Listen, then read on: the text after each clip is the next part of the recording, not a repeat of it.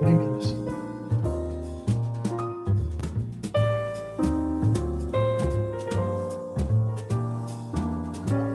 No, just one. I had to come in.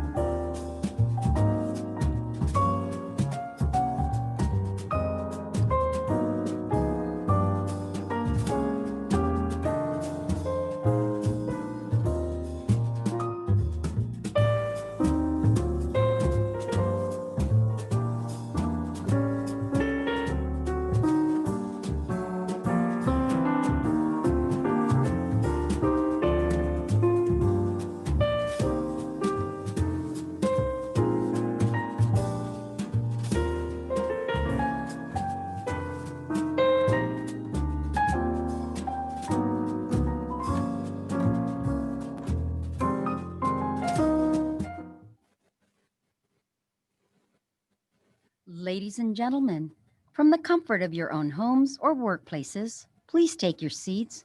Our program is about to begin. This little light of mine, I'm gonna let it shine, let it shine, let it shine, let it shine. This little light of mine, this little light of mine, I'm gonna let it shine, I'm gonna let it shine. This little light of mine, this little light, I'm gonna let it shine, let it shine. This little light of mine, little light, I'm gonna let it shine, let it shine, let it shine, let it shine. Everywhere I go, everywhere, I'm gonna let it shine, gonna let it shine. Everywhere I go. We have the power to harness California's abundant solar and wind energy, but it's not available all day long. Use less energy from 4 to 9 p.m. for a cleaner California. Let it shine.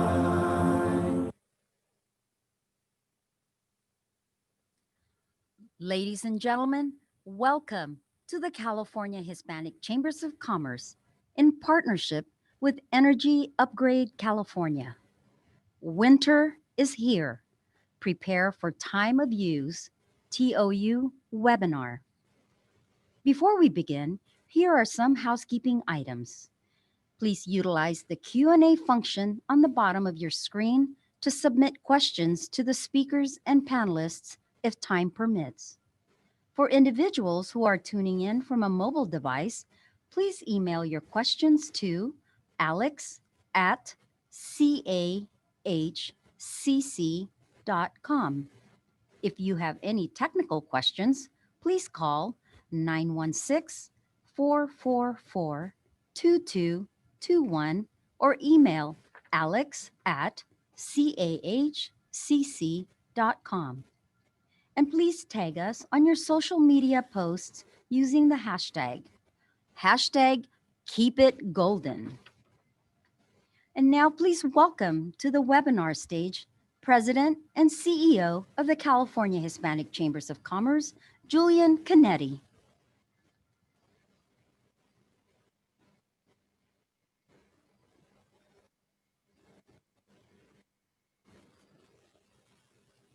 Good afternoon, everybody. Trying to get my, okay, great. Well, good afternoon, everybody. I'm excited to see everybody throughout the state. And thank you for joining our webinar today about time of use, or TOU as we'll refer to it a lot, which is a critical shift in how we use energy. Something that we learned in our efforts from last year's initiative and program on TOU was for our community to fully understand the complexity of this shift. We need to reinforce the message multiple times over many months. So we put together this webinar, invited all of you to get together now, because this could be a significant change for a lot of people and the utility rates. But with a little understanding and adjustments at home, it won't be that big of a deal. We found that with our experience last year, it took a few times for the message to sink in, and relaying early and often was key to making sure no one gets surprised during this transition. As I discussed in our regional briefings, the CHEC is proud to partner with Energy Upgrade California and provide these grant opportunities to our local chambers, members, and affiliates. This session will allow the audience to access resources about time of use from both Pacific Gas and Electric and Southern Cal Edison, and hopefully give you a better understanding what time of use is as you prepare your request to our staff. You're probably all wondering, why is time of use, or TOU, and why does it matter? Why does it matter to us, right? TOU refers to your utility rate plan, in which rates vary according to the time of day, season, and weekday versus weekend. Businesses have already been using time of use rates, and residential customers across the state are transitioning and will continue through 2022. We need to understand that when we use electricity matters, not just how much we use. By moving some of our energy use to certain times of day, we can better align our usage to when cleaner energy is more abundant and help protect our state. Therefore, our call to action to you is power down or use less energy between the peak hours of 4 p.m. to 9 p.m. Some examples of how you can save energy during peak hours. Turn off the lights when you're not using. Indoor and outdoor lighting consume a lot of electricity, as well as consider switching things off when not needed, especially during these peak hours. Adjust your thermostat. Hold a house meeting. Let's talk to members of your household and know that electricity is more expensive during peak times, and ask for everyone to join in to decide what electricity to power down if it isn't needed.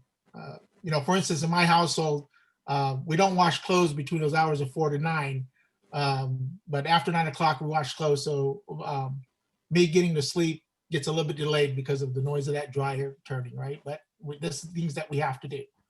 Do more during the day. Use household chores like your laundry, cooking, and washing dishes during the day when energy is cheaper and cleaner. Dim your screen. Save electricity by dimming your screen. Higher brightnesses use more electricity.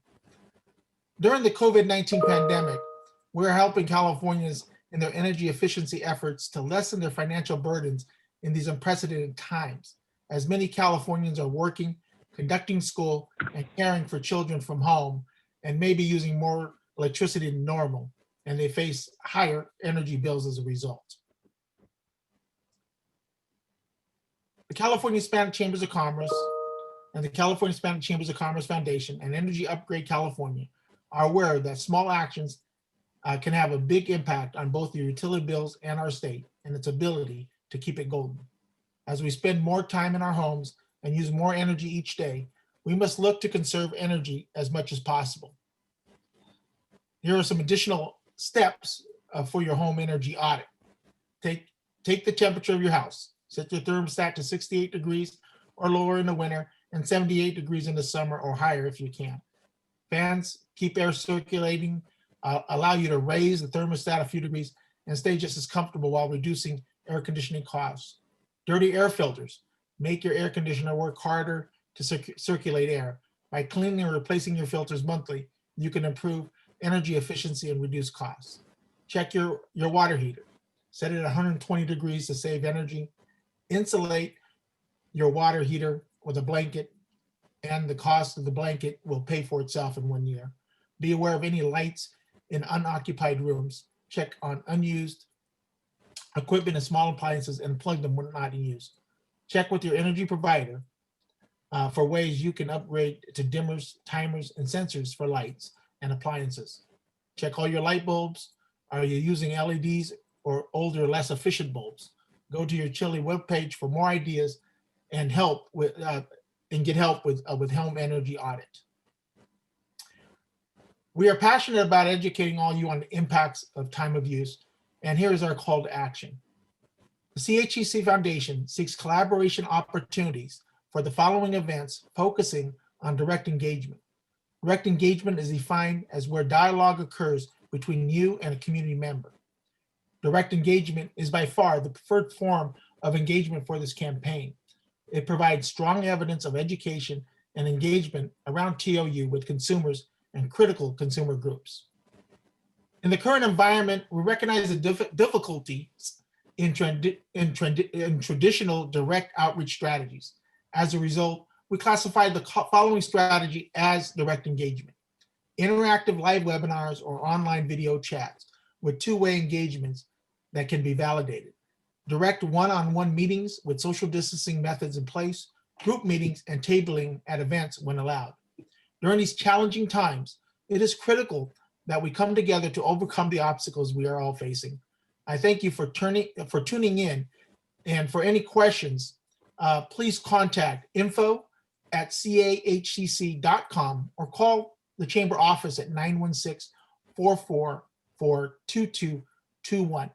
I hope this information was helpful and you have a better understanding of what the TOU grant program is about and how you can apply and take advantage of critical resources and educate your community. So again, any questions, please contact info@cahcc.com or call the State Chamber office at 916-444-2221. Thank you. Spending more time at home can mean higher energy use and increased energy bills. To help combat this, Energy Upgrade California has compiled a number of digital resources to help you become a better energy manager and possibly even save money. We also encourage you to visit their website, energyupgradeca.org, to learn more. Next in our program, please welcome Alex Garibay from our partners at Southern California Edison to provide you with updates on Southern California Edison's time of use schedule.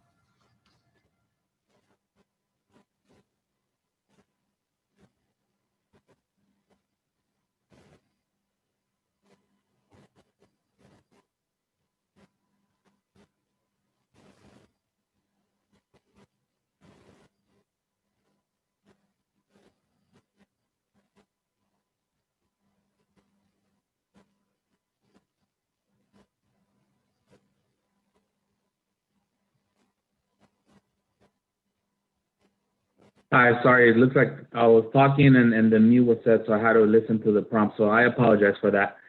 Good afternoon, my name is Alex Garibay. I'm with Southern California Edison.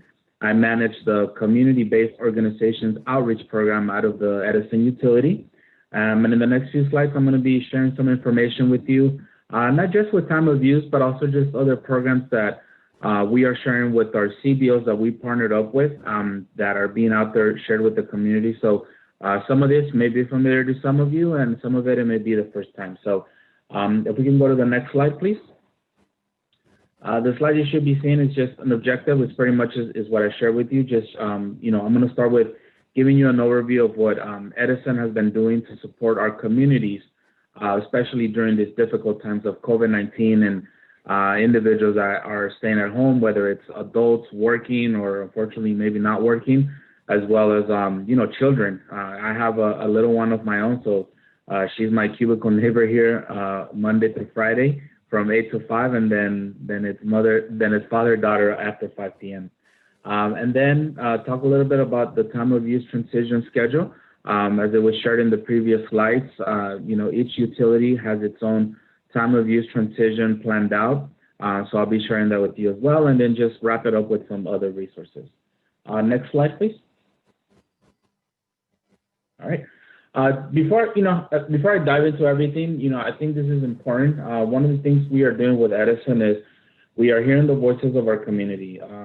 Personally, I have a constant dialogue with community-based organizations that support constituents or customers in the low-income, senior, multicultural, as well as those hard-to-reach areas in non-English speaking. So, in mid-February, when we started seeing that things were changing and, people were, unfortunately being told that maybe they could no longer work, or they could work, but they have to be at home. And then, now you have children also, being at home, energy usage is going to increase, right? So, one of the things we did is we put together just a one-sheeter that will be shared with you after this meeting, just on different resources that are available for customers. And one of them that that you see on this PowerPoint presentation is, we understand that individuals are having difficulty paying their bills, whether they still have income coming in or maybe they don't, or maybe unfortunately they may be impacted in the coming months. So we have plans to suspend disconnection to help support our customers, especially those that have been impacted by COVID-19. We have a phone number there for customers to call, and there's also a website that they can go to. And the website, when customers go to it, when you go to the upper right-hand corner, there's an option there for users to select language of their preference. The languages that are available are Spanish, as well as some of our API languages like Chinese, Vietnamese, Korean. So that's available for them. The other programs, that I would like to call out that, they're always available, but I think right now we are seeing a spike in enrollment, is our Care and Fair, which is our California Alternates Rate for Energy. or our family electric rate assistance programs. These two programs can help customers save up to 30% each month in their energy bill. Given the current environment, there's been some suspension in requirements for customers to be eligible to. Right now, they're available through April 2021 of next year, obviously. But I do advise that as things change, obviously, I think if you're hearing in the news, looks like we're going into kind of like a 2.0 social distance guidelines type of phase. So always just check with Edison in terms of what's available and how long are these requirements or revised guidelines going to be up and running. Just to clarify, the programs will be available after April 2021. It's just the way the enrollment is that's being a little bit different. Another program that's available to help customers that may not be able to pay their bill is the Energy Assistance Fund. It provides up to $300 in assistance for customers who may not, who may be having difficulty paying their bill.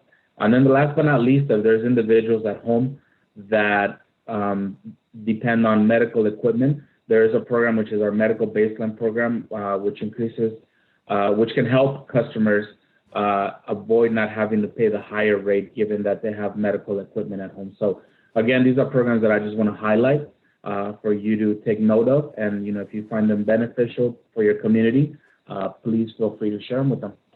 Next slide. So going into time of use, with Edison, we started our time of use transition just a few months ago. So we transitioned approximately 250,000 customers as part of our first wave. And it was in selected counties. It was in Inyo, Manu, which is the northern part of the California, and then some in the Orange County area. And the reason we did that is because of COVID. We adjusted our rollout schedule. It was not looking like this at the beginning of the year, but with everything happening and people being impacted and more people at home, their energy usage increasing, we just figure we could just look at customers for wave one that are going to benefit from the transition. So as you see there on the schedule on the heat map, we have a legend that shows when different parts of California will be transitioning to time of use. Our next one is scheduled, a little bit over a year from now. It's going to be on October 2021. And what happens before that is in June, customers that are going to be transitioned will start getting pre-notification letters. They're going to get a 90-day letter, and then a 30-day letter saying, hey, you're going to be put in a time of use rate. These are your options. This is who you can call. This is the website that you can go visit so you can get more information. So I'm not going to dive in too much into that because in reality, it's too far in schedule right now. And, it's something that we're going to come and revisit with you. And then I'll bring a few other of my colleagues that can talk about the messaging, the resources available as it impacts. So one of the things we're doing is we are working closely with our statewide counterparts to work with CBOs that support these areas. And as they come up in the rollout schedule, we will go ahead and join kind of like these types of calls, webinars, where we can say, okay, your constituents in the area of Yucca Valley or Richcrest are going to be transitioning. These are the resources. These are the messaging that you could share. These are the collateral pieces that are available. So there'll be more to come on that. But at least I wanted to give you sort of a bird's eye view of what to expect in the coming months, mid next year. Next slide. And I talked a little bit about rate options, right? And it was introduced also at the beginning of the presentation, which I can appreciate, is, the best way to let customers know that they have rate plans available. I always like to use this example is, I'm sure we have some younger people on the line, so I'm going to date myself here. I remember when I got my first cell phone, which was 1998, so I'm not going to tell you my age, I'll let you figure that out. I remember you could select your cell phone plan, right? For those of you that remember, you can talk free after 7 p.m., but if you use your minutes at 7 a.m. and 7 p.m., you were using your minutes, and if you pass those minutes, you would pay an increase in rate. So that's the example I kind of like to use when it comes to choosing your rate. Or you can also go with something more maybe relatable, where when you're purchasing a cable plan, you're looking at different plans that are available, and obviously each plan gives you a different option in terms of what you use. So same with rates, is depending on when you use energy, you have the ability to choose a rate that is allowing you to pay less for the electricity that you use.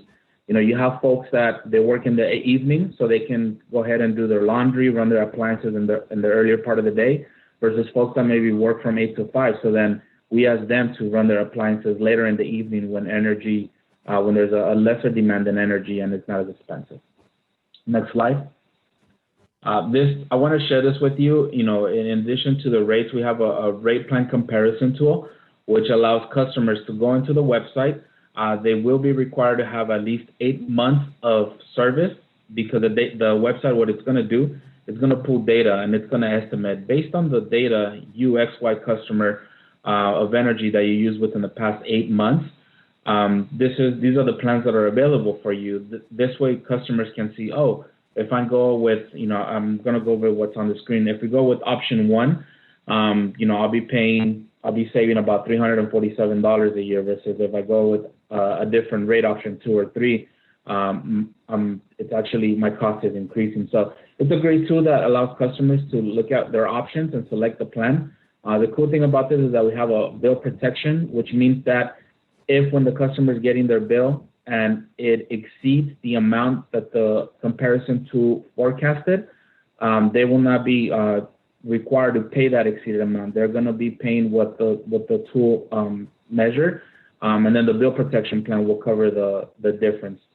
This bill protection is not an additional cost. It's something that a tool that Edison has provided, sort of kind of think of it like an insurance, whether, you know, if customers end up using more, then they will just pay what was forecasted using the tool. And then to wrap it up, if we can go to the last slide, resources and collateral. So, you know, as I mentioned, I manage our community-based organizations program, where we have identified CBOs across Edison territory that can help increase awareness and share information about the different stuff that I just shared with you, whether it's COVID-19 customer care programs, rate options, and prepare them for time of use transition. Resources that we have available is, you know, I highly encourage you to follow our social media channels. We always have great information that's being posted, and you can always retweet it. We have some videos that you can also use for your purpose, and we have fact sheets available. And then on the right-hand side of the presentation, you kind of see a picture of a counter display unit, sort of an easel. We have those available, and we can share those with you.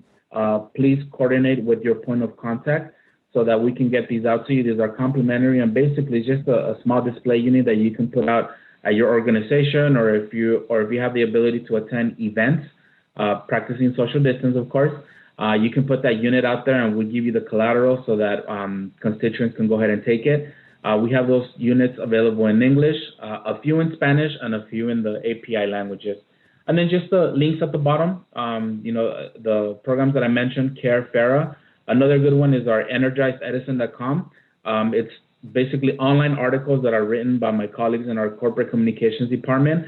And they're very cool because it's very short in terms of, it's not a lot of content, but it gets to the point, and it's something that you can use to leverage off of for your own communication pieces. So again, really thankful that we had the opportunity to attend this webinar. I really, you know, under different circumstances, hopefully in the next few months or whenever that happens, hopefully we can do meet in person. And, you know, I promise to bring in chocolates, donuts, and just to make the meeting a social one and exciting. But anything that we can help you with on my end from Edison, if you can go to the last slide, my contact information is there. And then, you know, this I'm okay with this presentation being shared with all the constituents. And, you know, I just really enjoy this program. And then to close it up, and before I turn it over to my colleague, Jessica, you know, the reason I love this program, because I remember when I was young, I was that one child that I was translating the bills to my parents from English to Spanish and hoping that I was doing a good job, right? And now that fast forward, that I'm on this side of the house, be able to create these collateral pieces, be able to work with organizations like yourself to get feedback and say, you know what, Alex, this is good, but our community prefers to receive this information in this specific way. And you give me those examples. So again, really happy to be part of this. You know, I'm sure we'll be talking soon. So with that said, I'll go ahead and turn it over to Jessica. Thank you, Alex. And if you should have any questions, please utilize the Q&A function on the bottom of your screen if you have any questions for Alex. And now please welcome to our program, Jessica Chancellor from our partners at PG&E, representing pricing products, rates, and TOU transition. Hi, thank you so much for the welcome. Good afternoon, everyone. As stated, my name is Jessica Chancellor, and I am leading our community-based organization efforts to support rates education and our time of use transition awareness for all PG&E customers. You can go ahead and move to the next slide. Today, I'd like to spend a few minutes to review some key items that can help to really improve the experience for the majority of our customers. Some of the things that I would like to touch on today are rate options, really getting down to sharing with all of you how to find the best rate plan for your household, communication preferences, really how you can select your language preference and update your contact information. Also providing a brief review of programs that can assist qualified customers. And then I'm going to give you a look at our time of use transition schedule as well. You can move to the next slide. So when it comes to rates, customers have options that fit the needs of various household sizes and energy demands. What we have is a rate comparison tool available online for customers that provides the ability to look at how your home specifically has used energy over the past year and determine the lowest cost rate plan for you. Like, how cool is that? It literally takes out the guesswork in trying to figure out, a complex item such as rates, what is going to best fit your household and provide you the lowest cost bill. You can easily change your rate online after seeing your side-by-side comparison as well, but we do have an alternate option for those that do not have either online access or just feel more comfortable speaking to a representative. You're welcome to contact our contact center and speak to a representative for assistance, where they can not only provide you that rate comparison information, but perform the rate change for you as well.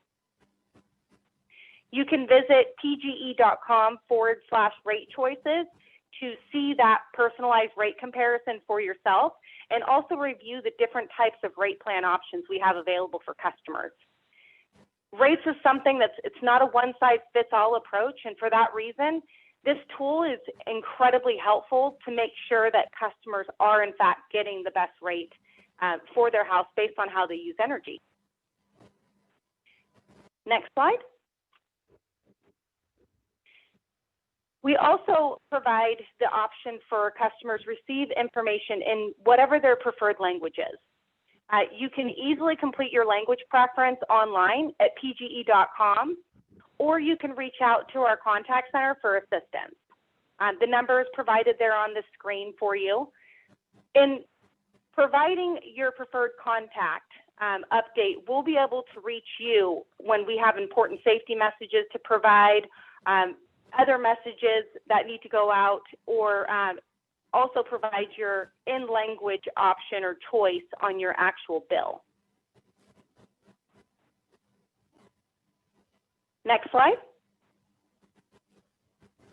I want to talk a little bit also about our programs that are available.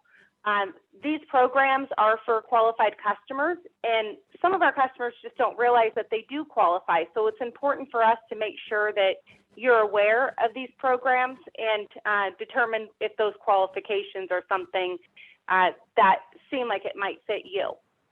CARE and FARA are our income qualified programs, and those programs provide at least a 20% discount on electric service. For CARE, it does provide at least 20% on both gas and electric service.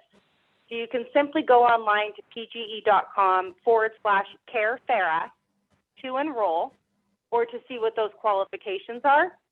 Again, you're welcome to also contact our contact center. You can do that through our automated system, or you can reach a representative who will be able to assist you. Next slide. To assist our customers, we also have an energy savings assistance program. Now, this is for customers who not only own their own home, but could also live in an apartment, or maybe you rent a home. And if you have qualifying income as well as energy efficiency that needs to be completed in the home, then you may be able to qualify to receive assistance for free. And you can get more information in regards to that program at pge.com/ESA.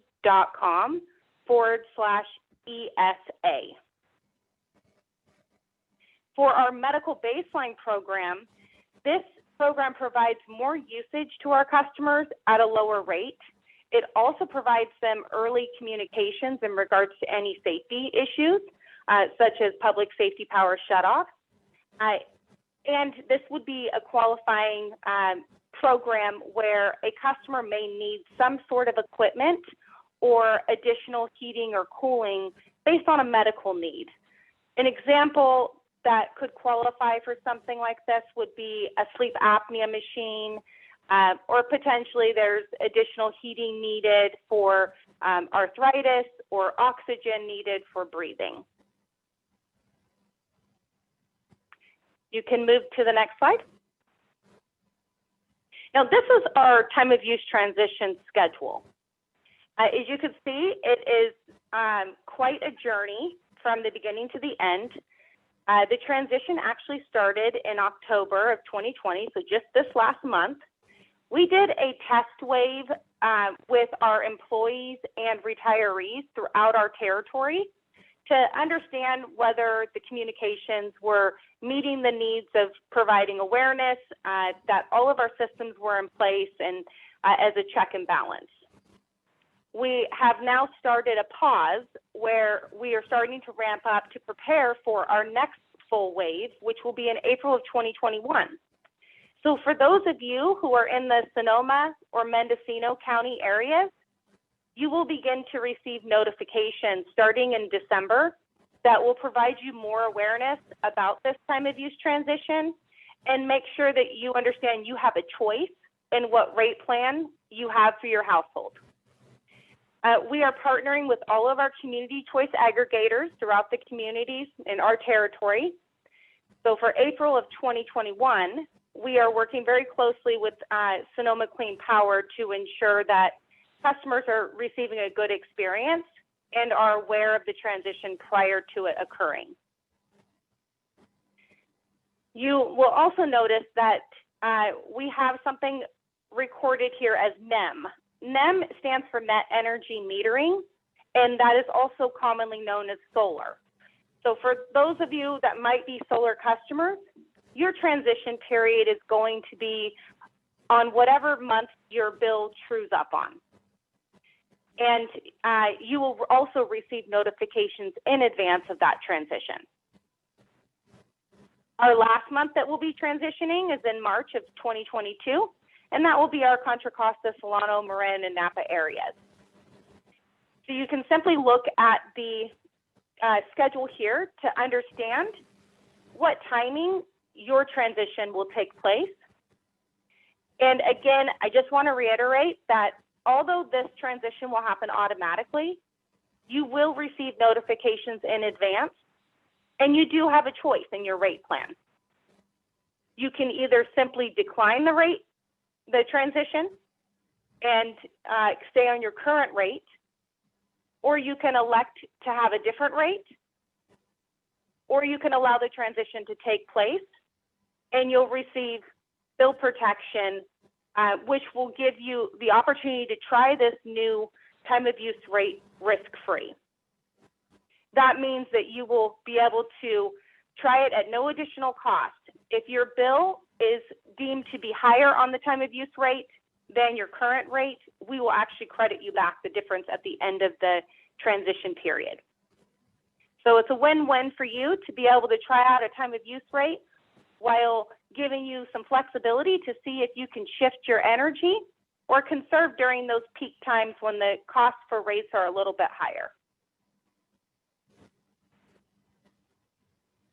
Go ahead and move to the next slide. Okay.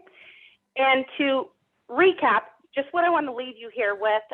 If you don't remember any of the information that I told you today, there are some key things that you should be aware of, and I hope that you leave with today. And that is, number one, you do have a choice in your rate plan.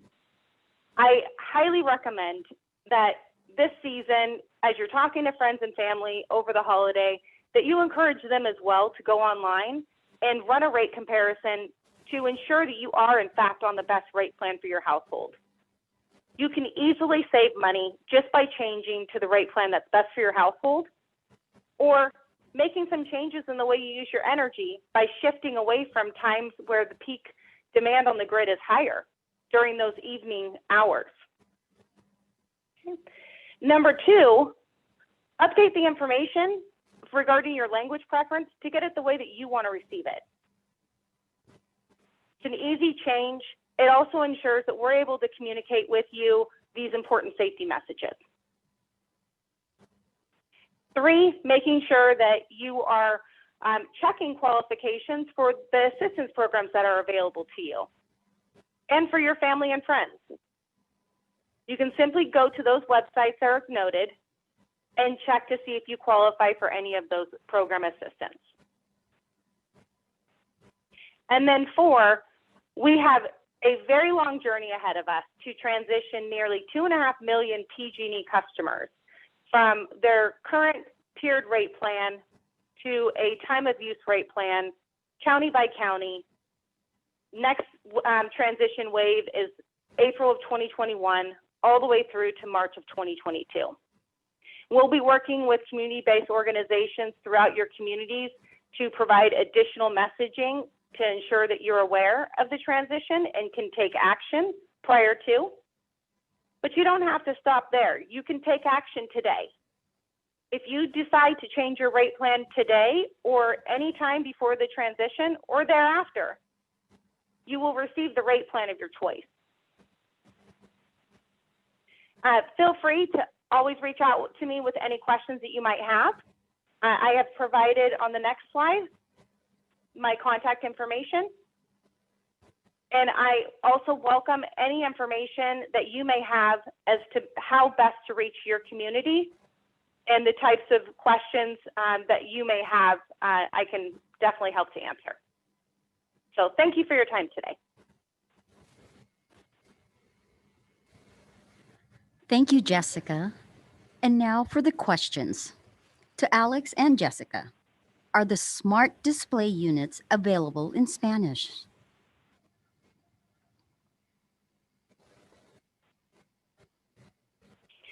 This is Jessica. I can tell you that smart meters display unit numbers. There's not a language on that, but information online is available in Spanish should you choose to log in online and register an account.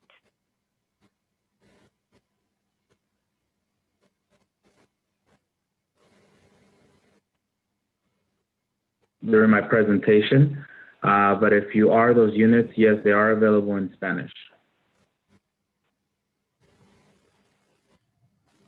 And again to Alex and Jessica, do you conduct sessions for school-aged students and schools? This is Alex. Currently, we don't have anything in the pipeline, mainly because right now there isn't a lot of the attendance at schools is just not there, right? Only for a few with exceptions. So we're not doing that at the moment. This is Jessica.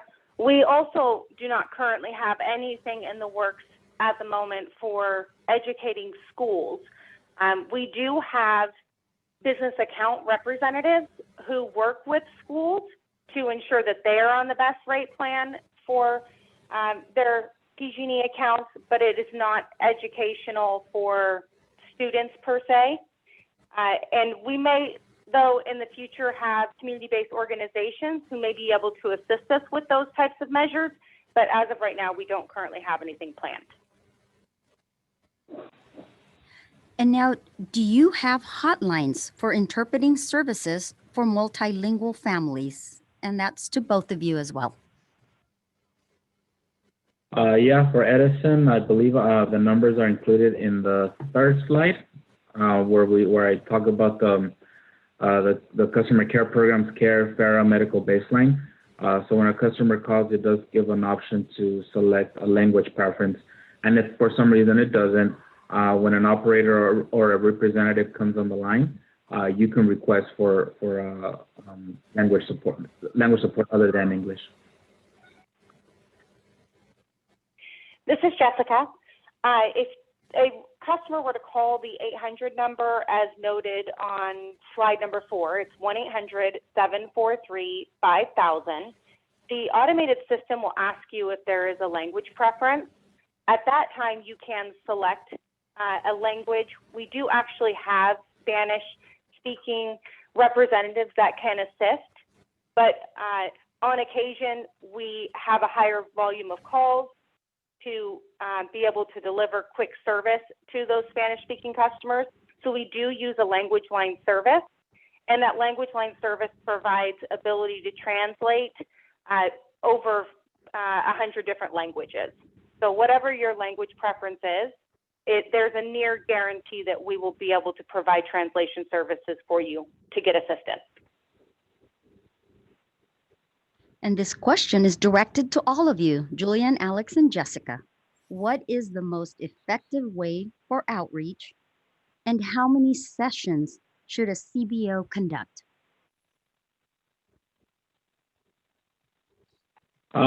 This is Alex from Edison. It varies, right? One of the things that we've learned is that each CBO is different, each community is different. What I've seen right now, obviously, with the limited in-person engagement, a lot of the CBOs that I have the opportunity to work with, they've relied heavily on their digital communication tools. Zoom, like pretty much what we're doing now, is definitely one of them. What other organizations have done is they're ramping up or amping up, more of their social media, sending out e-blasts, doing newsletters, or dedicating a certain space in their website to include resources, information, and they'll add. I've seen obviously Edison. I've seen some stuff for PG&E. Some of them have gotten a little bit more creative. They've done actual podcasts where they bring in, someone that represents some sort of resource that can benefit the community, and they do it that way. With year-end approaching, some CBOs, what they've done is they've partnered up with food banks or organizations that do some sort of community giving to help out, especially as we're in the footsteps of Thanksgiving, the turkey giveaways. I know for Halloween, some of them partnered up with churches that do the trunk or treat, kind of like the trick or treat type, giving out candy. They also partner up with senior groups in faith-based organizations. And what they do is the CBO will probably sponsor, let's say, 100 masks, right? Or gloves or sanitizers. And they say, we would like to hand these out, and they'll include collateral to be added in addition to that. And lastly, some of them, they just reached out to their local restaurants, given that everything is pretty much either dine in the patio or to go. They just say, for any to-go orders, can you just drop in this flyer, and, they'll work some sort of arrangement. So it's a challenging, right? And unfortunately, from what we're seeing in the news within the past 48 hours, it doesn't look like the social distance guidelines are going to be relaxed. They might get a little bit more strict. So those are just the lessons learned that I can share with you from what the CBOs on our end are doing.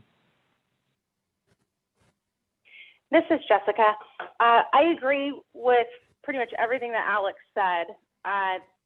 For CBOs, I think it really depends on their constituents and the best way to reach those specific constituents. It's not a one-size-fits-all approach for each community. For example, if you're working with or targeting more to a senior group, then online services may not be the best channel of choice for that customer population. You may want to look at doing something more like a newsletter, or looking at doing different types of meeting venues if they come together for any food distribution or things of that nature. What we have seen a huge uptick in is social media, as Alex said. That has been the way to reach pretty much every critical customer group for the most part. And Facebook Live has been a great resource for CVOs to utilize to do short presentations similar to like that podcast, what Alex was referring to, but providing a little bit of a video feel for those who need some kind of visual element. So it just really depends on your demographic and who your customer target population is. This is Julian, and I think Alex and Jessica have just about hit on every point. Again, our whole purpose here is to educate our community on time of use, and whatever means we need to do it in these challenging times. You know, they mentioned social media, they mentioned webinars. I mean, if you have an event or a small event, or if you live in a county that is in the yellow or orange tiers, you know, where you can have some of these events, we want to make sure we're getting information out. All this information is also being done in Spanish. We'll also do webinars in Spanish as well. So as many of you are doing, you know, Facebook Live, you're doing webinars. However we can get to them right now in these times. You guys, you know, both PG&E and Southern Cal Edison shared with you their maps on their rollouts. You can see where your county is, and that, you know, it's imperative that we get information out to these people now. And so any means, we're even looking at, you know, can we leverage direct mail type pieces as well. But again, Alex had a good point. You know, if you're participating in some of these food giveaways or these turkey giveaways or something here in the holidays, and maybe we can throw in one of the palm cards in there, right, and help educate people. So, you know, we're looking at being creative during these challenging times, and we're open to all ideas on how to reach our audience. And this question is also addressed to all of you. Is there any information on how much of a rate increase we should expect that is simple and easy to understand for all Californians? This is Jessica with PG&E. I can tell you that the rate is neutral across our territory.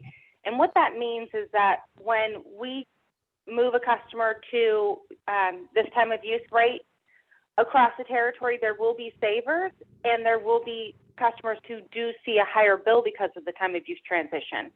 For those reasons, it's really important that customers go online, perform that rate comparison, and determine what is, in fact, the lowest cost rate plan for their household based on how they have been using energy over the past year. That's the fail-safe way to go. And from there, you can change your energy use habits to save even more money. So if you are on the cusp of a time of use transition and your time of use rate and your current rate is being very similar, you may choose to start shifting some energy or conserving energy and try out that time of use rate plan and overall save money at the end of the year. So that's one piece of it. The other part is that when we provide notifications to customers in advance of transitioning them to a time of use rate, we do actually provide a rate comparison on the notification right there for them to see.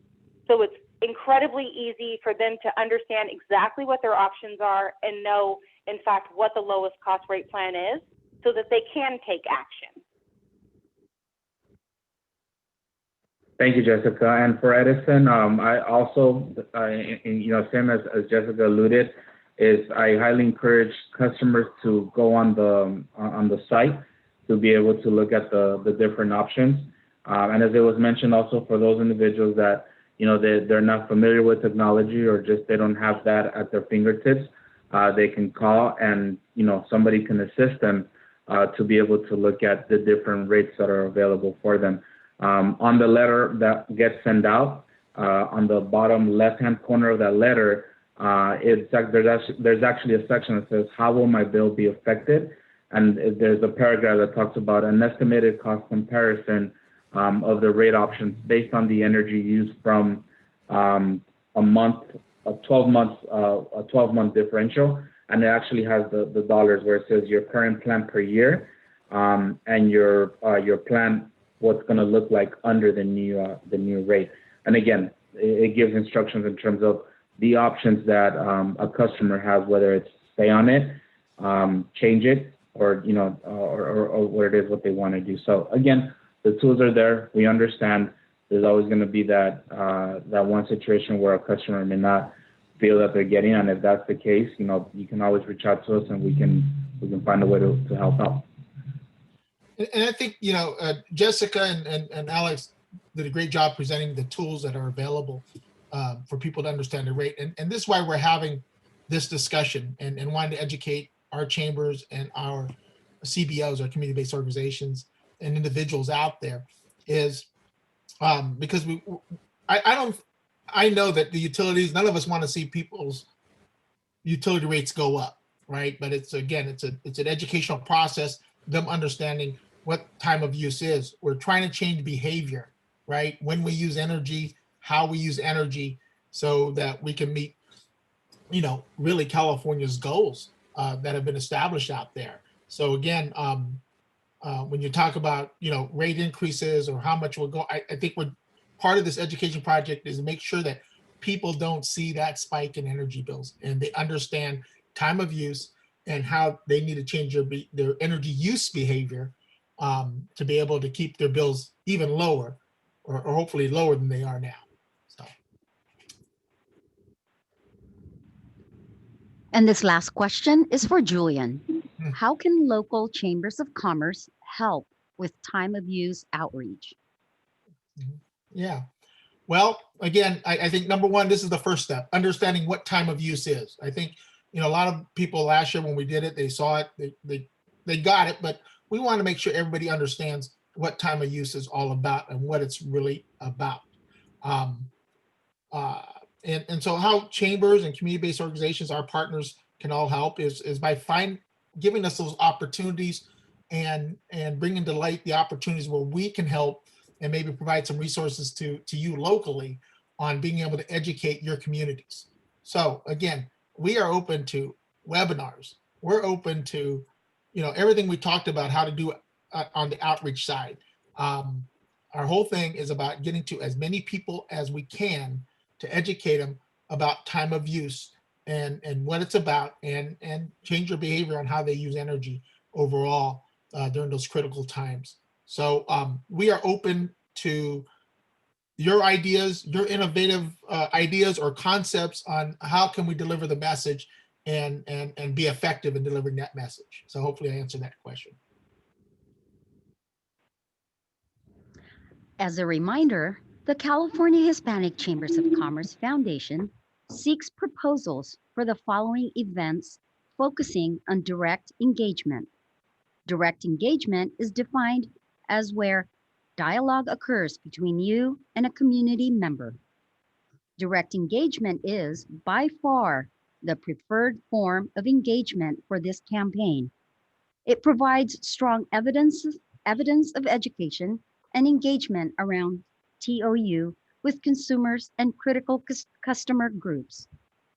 In the current environment, we recognize the difficulties in traditional direct outreach strategies.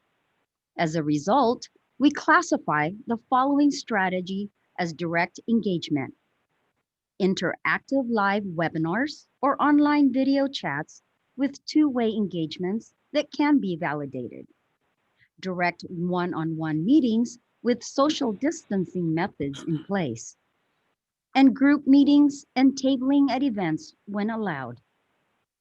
During these challenging times, it is critical that we come together to overcome the obstacles we are all facing. Thank you for Energy Upgrade California, Time of Use, PG&E, and Southern California Edison for today's collaboration. We thank you all for tuning in, and for any questions, please contact info@cahcc.com or call the office at 916-444-2221. In closing, we wish you and your families a happy Thanksgiving holiday. Stay safe and keep it golden.